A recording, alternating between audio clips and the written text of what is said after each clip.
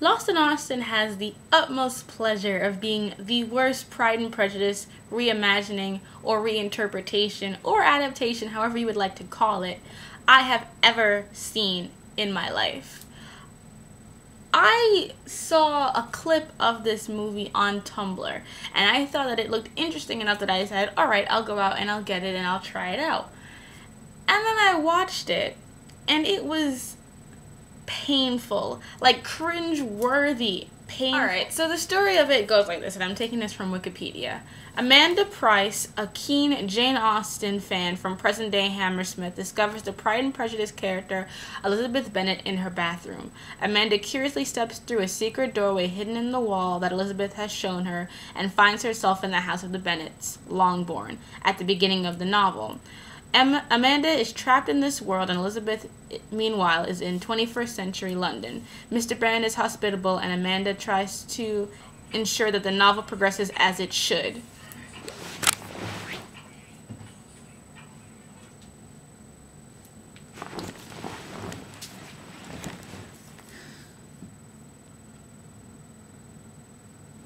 However, this does not happen at all. So the principle is as you heard, she's in this book that she loves, that she has supposedly read a billion times, that she's in love with the culture and the aspects of it.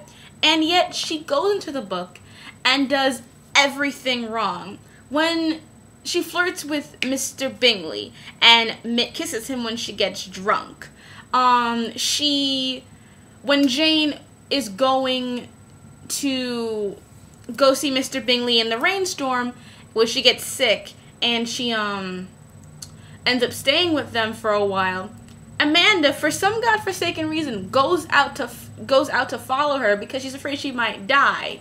But it doesn't make any sense, because if you read the book, there's no way that her character would die, because she's supposed to go in the storm. She's supposed to get sick, and she's supposed to be with Bingley for a while, and then you go. But she follows right away, ends up stealing the attention of Bingley, and then ruining that whole situation. And then Darcy also ends up falling for her for some really godforsaken convoluted reason. Mr. Collins comes in, and he ends up falling for Amanda as well, mainly because Amanda, when she first appears and first meets Bingley, she's in her, 21st century clothes, and she's showing, maybe a little bit of cleavage, but I'm just like, that's not really a big deal. Everyone shows cleavage in those dresses that they wear. I mean, you watch the 1995 version, and, everyone's boobs are, spilling out of their top, so I don't understand why cleavage suddenly throws them all off.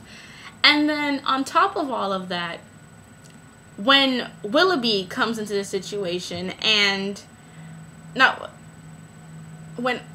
top of all that, when Wickham comes into the situation, Amanda keeps trying to keep Lydia away from Wickham. And it's just like, yes, we understand that you know Wickham is an asshole and he's a bad person, but he's supposed to be with Lydia. That's how the book works. That's what's supposed to happen in this story. But she keeps trying to change things, and when she should just stop getting involved, she continuously pushes the issue. I mean, she keeps, trying to force things to happen that would just happen naturally if she just stayed out of the way. And not to mention, for someone who's read this book so many times, she doesn't seem to understand the characters. She is surprised when Darcy's kind of an ass to her. But I'm just like, but you read the book. You know he's an ass in the beginning, and that you figure out that he's really just shy and he isn't a good sociable person. You know that coming in to the novel. You've read it. You've seen the versions of the movie. Why are you so surprised when this happens? And that's what throws me off the entire time, because basically she comes in here, everyone likes her except, Mrs. Bennet and Charlotte Lucas. She changes everything, has no sense of any sort of understanding of what's going on around her, and she ends up being with Darcy. And I'm sorry, but what is that? It's pure fan fiction. That's what this thing is. It's no better than Mr. Darcy Takes a Wife or any of those other, oh, we're going to reimagine Pride and Prejudice and just add sex to it. It's just about a fangirl, a Pride and Prejudice, going into this world and getting everything she wants. She gets Darcy. She fixes everything. They change characters to make them better. in this version, Georgiana is like some crazy obsessed girl who's in love with Wickham, and Wickham was really a nice guy all along. And just like, why are you doing this? Like, what was the point of all of that? And there is none. None of the changes to the story add anything to the characters. The only character that comes off a little bit better is Mrs. Bennet. And that's because she's played by Alex Kingston. And you can understand why Mr. Bennet would be with her because, well, it's Alex Kingston. She's hot. And she was hot when she was younger. And you can see why he would be with her even though she's kind of crazy. But other than that, nothing was good about this series. Like, you don't understand why Darcy loves Amanda because she's not interesting as a character. She's just different because she's from the future, but there's nothing interesting about her as a person. She just loves Jane Austen, and not even Jane Austen, she just loves Pride and Prejudice.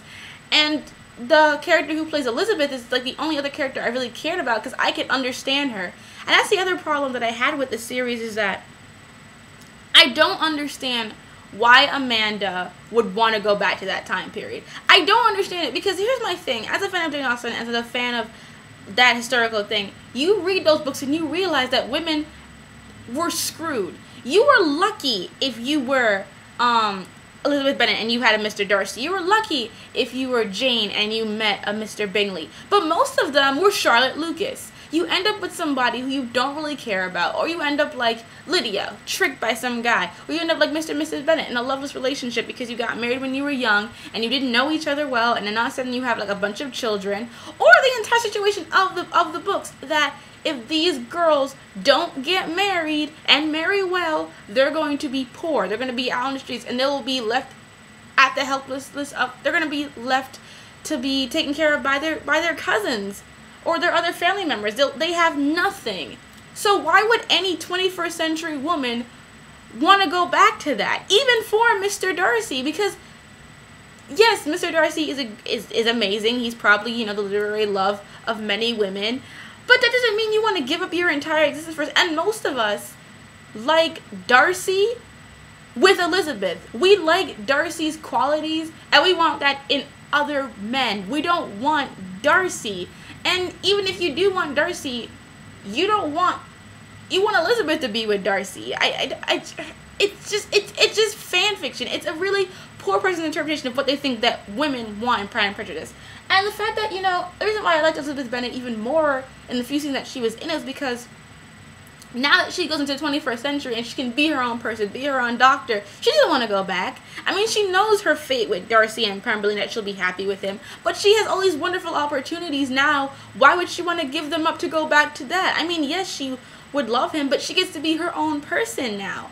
And why would anyone want to go from being their own person to just being someone's wife? That doesn't anything wrong with being wives, but with that said, in the context of that story, if Mr. Darcy ever was tired of Elizabeth Bennet, what could Elizabeth Bennet do? He could cheat on her, that she couldn't divorce him, she couldn't leave him, she'd be stuck. They'd all be stuck. So why would any woman go back to that? And not to mention, you know, I'm sorry, but I like having toothpaste, running water, you know, sanitary napkins, Advil, all those little things that we enjoy, you know, higher life expectancies, higher, you know, lower children mortality rates, you know, not having to go through wars and all kind of stuff. Like, it's Jane Austen for people who don't care about the social context of the story. It's just the romance. And like, even though I like the romance in Jane Austen novels, I like what it says about relationships and marriage and the society they live in, that like, if you don't marry well, you're screwed. And how true that is for so many people. But this is just kind of like, oh, everyone wants to be with Mr. Darcy. Let's just pick some random broad, put her into this century, and somehow make her like the best, like a Mary Sue.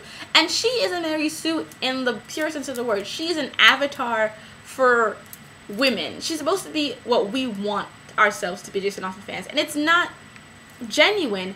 It's fake. It's phony. It's boring as hell. It's not funny. There are only a few funny quips throughout the entire series, but overall it is dry, tasteless, pointless. It is just one of the worst things I've ever watched, and I would not recommend it to anybody. I mean, people, if you want to check this out, don't buy it. Don't spend money on it. I spent money on it, and I regret it every single day. It is a waste of time. It is 2 hours you will not get back, and it's just not good. It is.